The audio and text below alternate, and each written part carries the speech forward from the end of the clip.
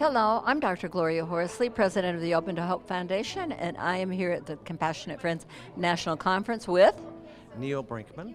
I know you were talking to me about your son Brian had died by suicide, That's correct. and how many years has it been? It's been 8 years, going on 9 years.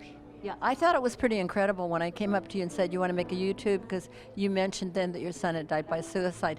And you know, people, there's a lot of shame and stigma around that, isn't there? Yes, and there's a lot of guilt, as a parent, that you feel like your love couldn't save your son from his depression, and there's a lot of stigma, to it. Yeah, and after this many years, you're able to come right up and say that, and some people, would not do that. How did you get there? Well, we were lucky enough to find compassionate friends right off the bat, and we met a lot of people that had the same circumstances, and there's something about being not alone, that there are people that can empathize with you.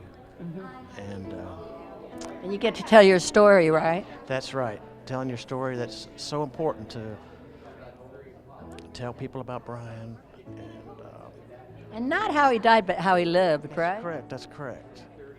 And one thing, when you have a child die and you go to work and you see people, they're showing pictures of their children, well, you don't feel comfortable, showing a picture of your deceased child. But when you come to Compassionate Friends, you Got your badge. You can show pictures and tell people about your child, and you just feel so connected. And it's kind of weird. It's like an affirmation that your child existed.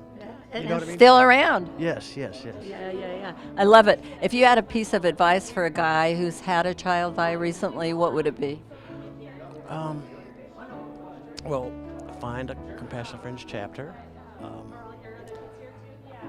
Just realize it's going to be pain. There's going to be pain, but there's people to help. Talk. All right, and talk. Well, thank you so much for being on this YouTube. And we want to remind you that if you've lost hope, please lean on ours until you find your own, and visit us at opentohope.com. And God bless.